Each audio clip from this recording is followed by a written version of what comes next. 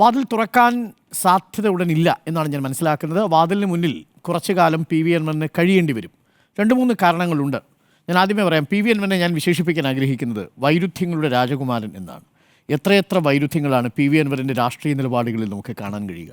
ഈ നിയമസഭാ സമ്മേളനം തുടങ്ങുമ്പോൾ ആദ്യത്തെ ഗവർണറുടെ നയപ്രഖ്യാപനത്തിന് നന്ദി പറഞ്ഞുകൊണ്ട് പി വി അൻവർ നടത്തുന്ന പ്രസംഗമുണ്ട്. ആ പ്രസംഗത്തിൽ അദ്ദേഹം പ്രതിപക്ഷ ബെഞ്ചിനെ നോക്കി പറയുന്നുണ്ട്, ഈ പ്രതിപക്ഷം ഇങ്ങനെ തന്നെ പ്രവർത്തിച്ചാൽ നമ്മൾക്ക് ഭയപ്പെടാനൊന്നുമില്ല, അടുത്ത തവണ കൃത്യമായി പിണറായി വിജയൻ അധികാരത്തിലെത്തും എന്ന് പറയുന്നുണ്ട്. ഇവരെ വിശ്വസിക്കാൻ കൊള്ളില്ല എന്നാണ് പറയുന്നത്. അതിൽ നിന്ന് എത്ര പെട്ടെന്നാണ് പ്രതിപക്ഷത്തേക്കുള്ള പി വി അൻവറിൻ്റെ മാറ്റം എന്ന് പറയുന്നത്. ആ മാറ്റം തന്നെ നോക്കൂ, എത്രയെത്ര വൈരുദ്ധ്യങ്ങളിലൂടെയുള്ള യാത്രയായിരുന്നു.